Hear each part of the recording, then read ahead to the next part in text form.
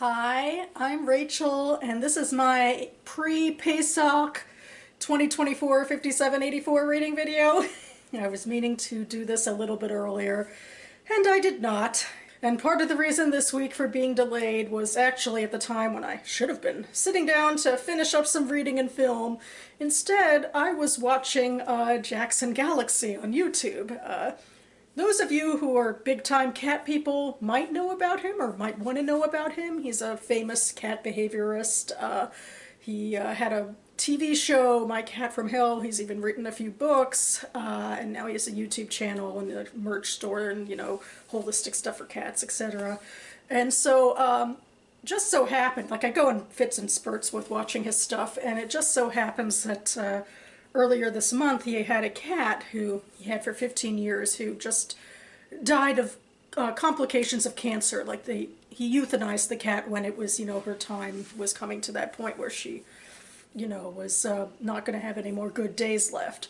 And that's more or less what happened to me. Well, for him, they got the diagnosis of the cancer about 3 months prior, and weighed the options about surgery versus hospice and went the hospice route, and he videoed about it. And for me, a year and a half ago, that was more or less what happened with my last cat, Missy, who I found the lump like in February, and there were surgeries and there were other medical attempts to improve her life, and then the cancer came back, and the prognosis wasn't good, and so I put her in hospice ultimately.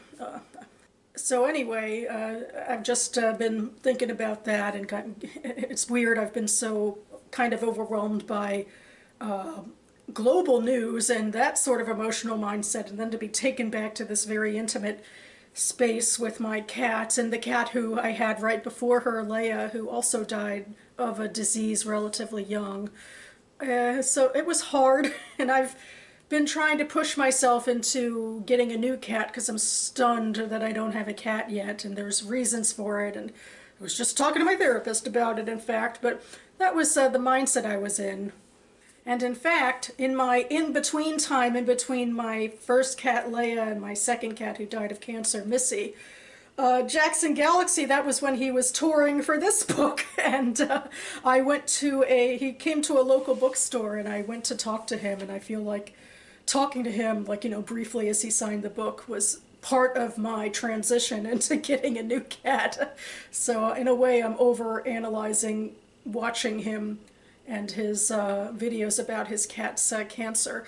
I mean, it's a strange coincidence, although I guess it's not that strange, Those of us who have people and animals and all sorts in our lives come up across cancer sometimes. So anyway, I'll link to his channel down below. The grief, I'm sure, is still very raw and real for him. So maybe I shouldn't be making it so much about myself anyway. But I'll move on from here. I'm in front of the camera now and only have limited time as it is. So, to talk about reading this week, as always, I will begin with my habit of reading and discussing a short story in a literary magazine. And this week I am reading from Pembrooke magazine, issue 55. And the story I read this week is called Horror Story by Andrew Joseph Kane. And I liked this one. The longer it went on, it took me a little while to get my bearings about what exactly was happening, but ultimately it found an equilibrium with me. We're following this protagonist named Dusty, and at first I think it starts with him in a situation where you're wondering if it's a real-life zombie story, but then you realize that Dusty is playing a part. And he's taking this acting gig very seriously about his motivation for brains and what have you. And you take a step back and you see some other actors and you realize that his acting gig, as it were, is that a local farmer hired him and a couple of other people to scares some runners. I mean, it's not like, a malicious thing. It's like part of a marathon where I guess it's, a spook theme, and you're supposed to have zombies like, pop out at you like you're on a haunted house ride, and, just for a little bit of added excitement. But Dusty is taking this job a lot more seriously than that.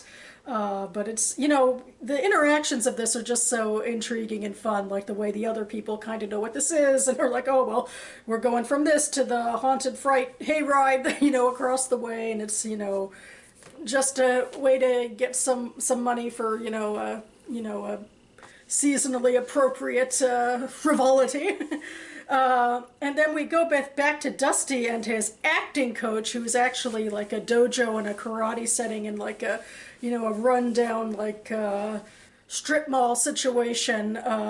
And it's like, it's not so much acting as in, going after a career. This seems to be some sort of therapy session for Dusty, and this dojo at the karate place is trying to help him get in touch with his emotions. And taking this job, I think, or taking an acting job was supposed to help get him out of his head, but the zombie Dusty is a little too much like real Dusty, so his friend at the, the dojo is trying to get him to reconsider. And in these, scenes with that guy, you can tell just how myopic and self-centered Dusty is, and he even kicks a medicine ball and breaks the guy's nose by accident. So it's not great foreshadowing for how things are going to go when a runner comes up and he decides to get in character by actually attacking this person. So, and especially like, as a zombie trying to find his voice, he decides, like, obviously a zombie would go after, like, a woman on her own. So that brings up all sorts of stuff about what it's like to be a woman on your own and having a man attack you, which isn't completely unheard of. So yeah, and then we do get a little bit of background into, I guess, his family drama, and that he was kicked out of his home and doesn't seem to have a good community there, and I guess that's what led him to trying to seek help or seek an outlet, but it turned instead into a horror story. And I feel like, that ending was certainly uncomfortable, but all in all, this was a really creative story and an interesting way to get into a character's head and situation like this, although as always, I come out of zombie stories just virulently opposed to the idea of zombies, and they're not my favorite part of, the sci-fi fantasy milieu, not by a long shot, and this story certainly did not change that. Next, the first book I finished this week is Well Met, Renaissance Fairs and the American Counterculture by Rachel Lee Rubin. This definitely is more in my science fiction fantasy milieu. I talked a fair bit about this book last week, and it took a while to actually finish it, but I finished it this week. And of course, even calling this science fiction and fantasy is a little bit, I guess there's a little bit of disagreement about that. I'm not sure I'd say there is a huge amount of disagreement, but it's more, counterculture is sort of more its own thing, and yeah, on the outskirts there might be, people wearing fairy wings and that sort of stuff, or, there's fantasy novelists who either set their books at the fair or sold at the fair bookstores, or at least at the Maryland Renaissance Fair bookstore.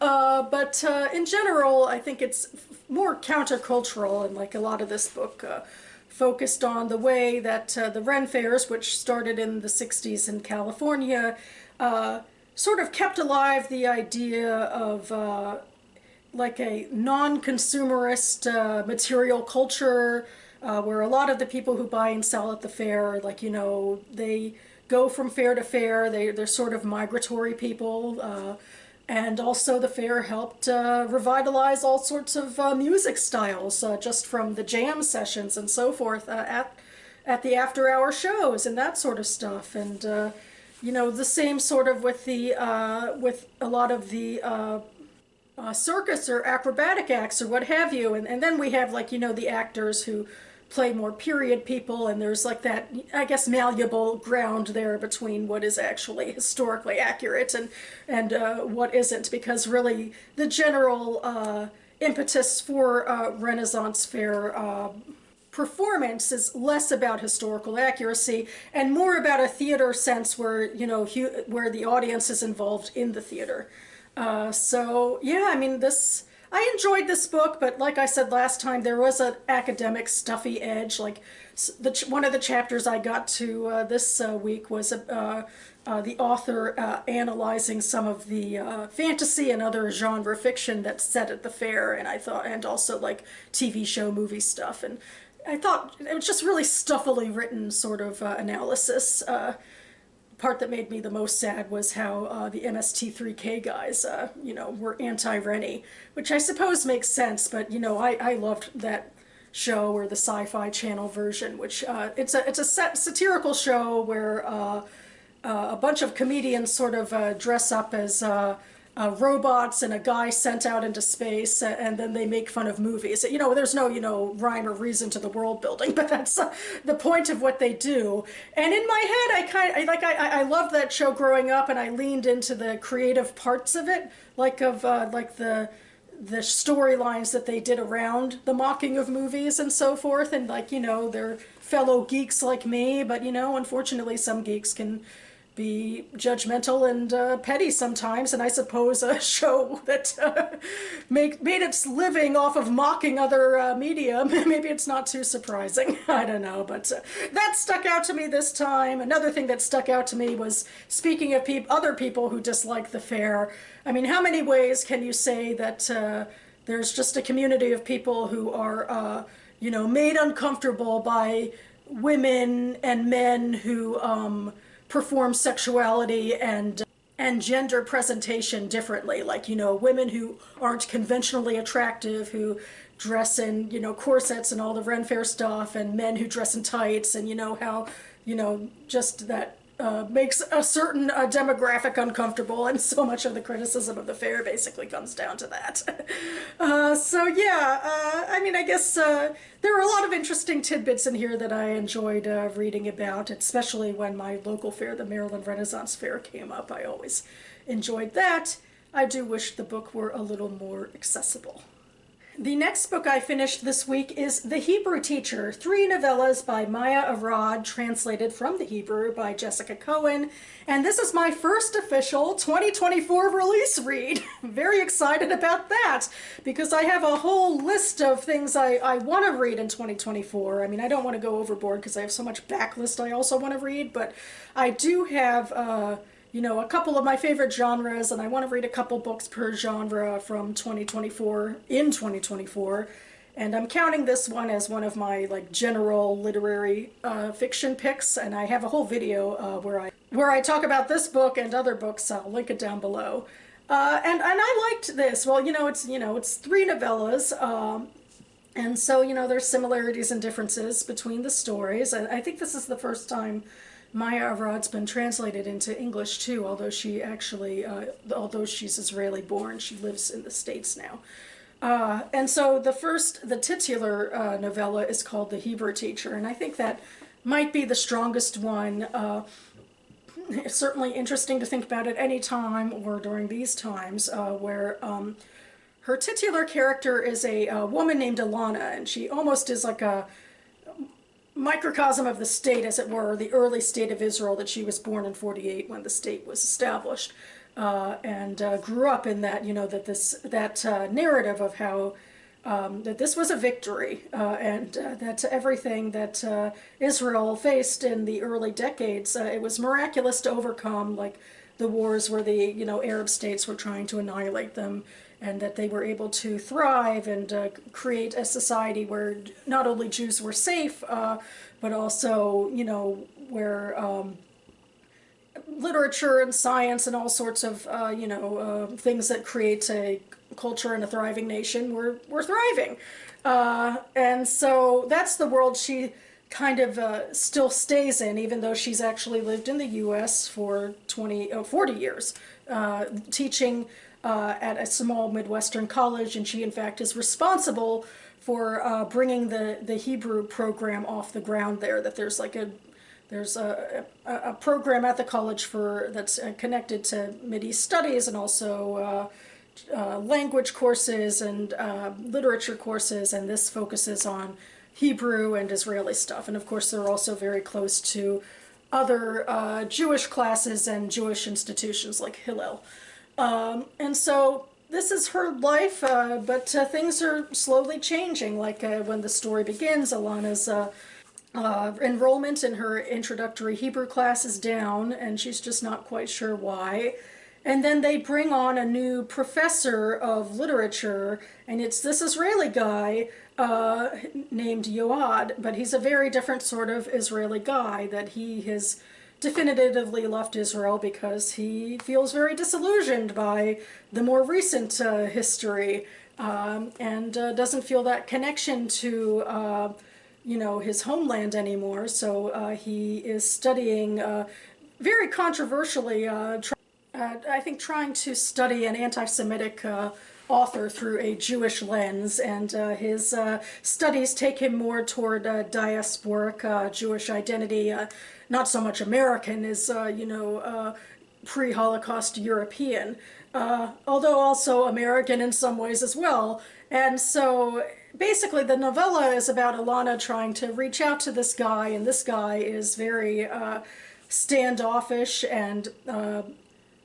hostile, maybe, or becoming more and more hostile, I should say, because they obviously have very different identities and political realities. And in all honesty, Alana can't really understand his at all. She's in a lot of denial that someone could think the way he thinks and not want to be involved in the Jewish community and the program that she set up the way she set it up. And also, there's a lot of stuff in here, obviously, about the university setup, that she's an adjunct and he's a professor. So that even though she's like, the person with, the history at the university, and she's done so much for the academic program, because she's an adjunct, she'll never make as much money, and her position will never be as secured. And in fact, her boss is terrified when Yoad wants to move on to another university. And inexplicitly, I think Alana's trying to play the team player, but is kind of digging her own grave by suggesting these things that she thinks are outlandish to keep Yoad there.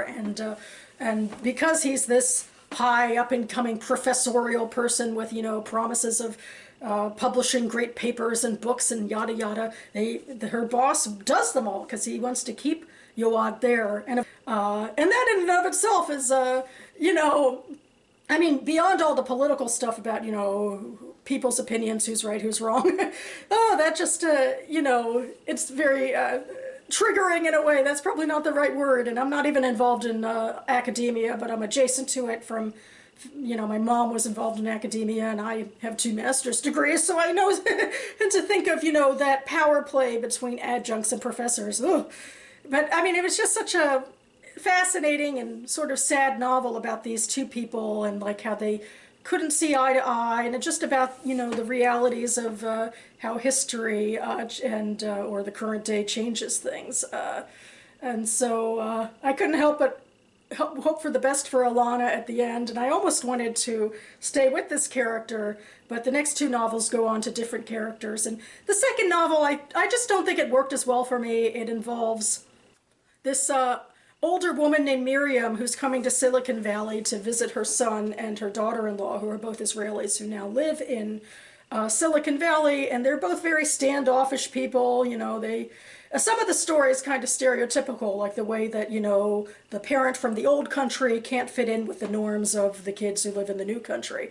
And I feel like I just couldn't get a hold of the characters all that easily about what's going on. And then once I did, I felt like Arad didn't really explore them all that well, and that maybe a more interesting story would be about the 2 of them and the ups and downs of Silicon Valley and the startup businesses and what Maya wants out of her marriage. Versus seeing it from Miriam's perspective, who is automatically the most sympathetic character, but also uninvolved in all that.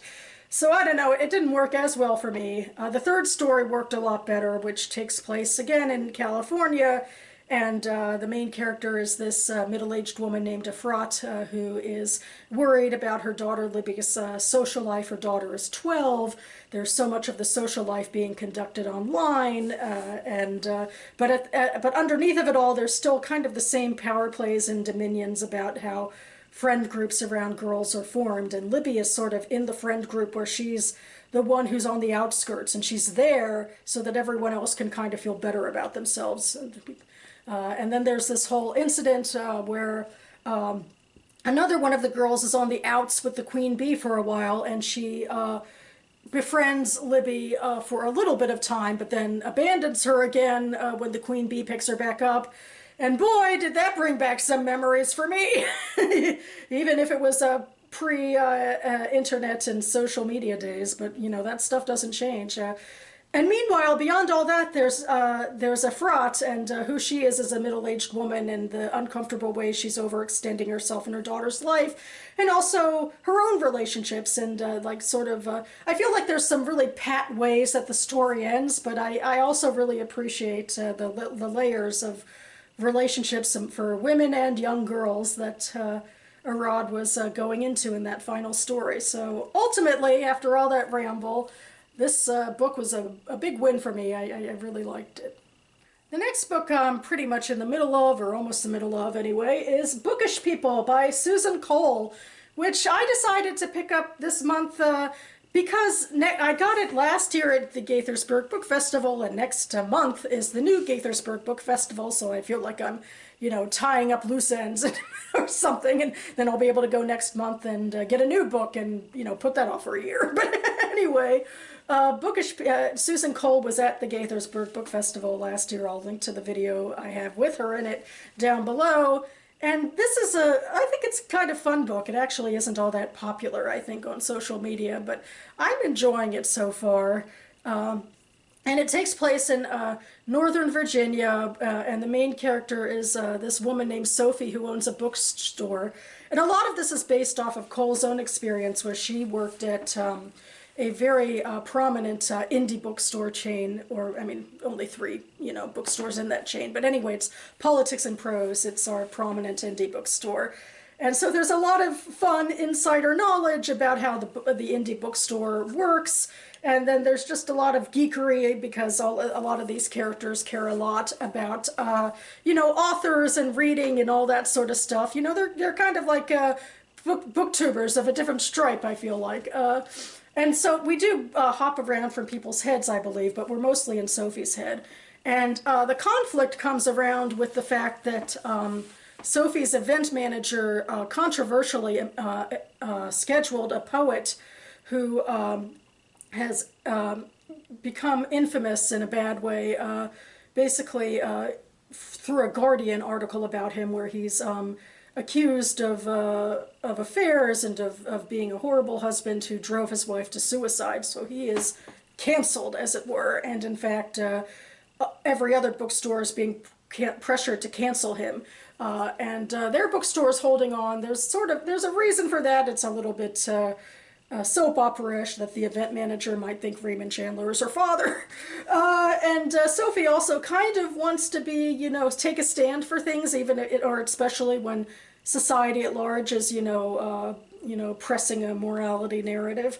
But she also, you know, this book takes place during Charlottesville, and I say Charlottesville like it's an event, but it was an event back in 2017 when a bunch of neo-Nazis stormed through town. And so Sophie herself she's gone through some personal loss recently, and this is sort of the icing on the cake. She has some Jewish Holocaust trauma as well, of just feeling unsafe in the world and kind of wanting to retreat from the world. So at the moment, she's kind of pressing for this Raymond Chandler guy to be canceled, but I think her event manager might press back, and it might be more of a conflict in the rest of the story, but we'll have to see when I get to that part. So far, I really am enjoying it. This is breezy, fun, mainstream literary writing, and I'm thinking, you know, I'm just enjoying the characters and the world they inhabit, and all of the, you know, the literary geekery stuff. So, you know, I feel like, maybe I'm less critical in some ways than some readers, but so far I'd rate it higher than at least it is on Goodreads right now. Almost on the opposite end of things, I'm also reading Day by Michael Cunningham, which is a highly literary novel, and I love Michael Cunningham and his writing and his characters, or at least I think I do, but I guess it's just, you know, it takes more work to get into his stories because just the higher caliber of writing and the more sort of tricky, nuanced issues that the characters are facing, that it's not so immediately dramatic, I guess it is. Especially in this book, which takes place over 3 days, in fact. April 5th, 2019, April 5th, 2020, and April 5th, 2021, which those of us who have experienced recent history know that these are 3 very different days in our collective global history, I think. Pre-COVID, COVID pandemic, post-COVID pandemic. And so Cunningham is introducing a family that has problems, but I think COVID's going to change them dramatically. I'm still in the 2019 part. And there's a lot in this novel, I think, that's kind of similar to one of the other novels he wrote, By Nightfall, where there's this queer male character who's kind of like, well, this one's a bit older, I think, than the character in the other book, or he's 38, which isn't that old to me. But I don't know. I mean, he's not the young hotshot anymore, but I guess, you know, he's still very alluring to both his sister and his brother-in-law, and that was another thing from By Nightfall, where the brother was alluring to his brother-in-law and sister. And in this case, he's living with them in their brownstone in New York, but he's looking to try and find new housing. He recently broke up with a boyfriend, and he's creating this persona online named Wolf. I mean, well, it's not like a dating thing, I don't think, but it's more like, you know, an alter ego who's created out of, you know, stock photos and all of that, and is supposed to be living the high life, and he actually has a fair amount of followers, and it's this character who he and his sister kind of started creating when they were young. And his sister and brother-in-law seem to be dealing with similar ennui, that middle-aged ennui that the By Nightfall characters also did. I'll link to my review of that down below, I suppose. And then he has, there's a son and daughter slash niece and nephew, or nephew and niece, who are 5 and 10, who are also in the story. I feel like I'm still in early days, and because of, you know, the intricacy of the writing and the plot, you know, it takes longer to read and to sort of grasp onto what's happening. And that's my frustration. I love this book, but, it, you know, I love this type of writing. I think, read every novel Michael Cunningham has written. It's not like I don't like him, but I guess it's strange to think that it's harder to get into this work because of its literary quality. And I guess that's the, you know, the balanced scale of reading literary that, you know, I'm trying to get through a certain amount of novels and books and so forth this month, and this one's going to take me a little time, but hopefully it'll be worth it. And also, I'll just go ahead and mention that this was a 2023 anticipated release, and I'm slowly crossing off all those books, so I'm happy for that. And the final book I will mention briefly, because it's getting late, because my battery is dying, and because there is noise outside my door. And it's also because this is Burnham Wood by Eleanor Catton, which I am reading for the BookTube Prize. So I can't say much about it, because I'm officially judging it as part of Fiction Quarterfinals Group C.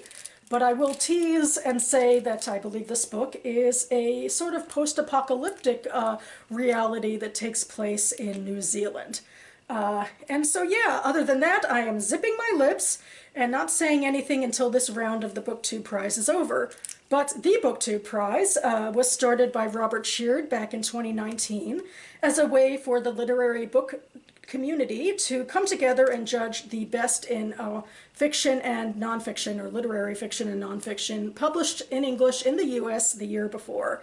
So we're in the 2024 season, judging 2023 books. We're in the second round of 4, whittling down our lists until we get to 1 winner per division and 2 runners-up per division. That'll be coming up in October.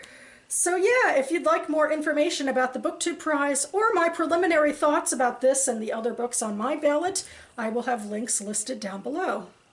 And that about covers it for me now. Before this battery completely dies on me, I'll go ahead and say upcoming for me is that Pesach is about to begin, as I indicated at the beginning of the video, or Passover, I suppose in English, which is a very important Jewish holiday about freedom and escaping from oppression.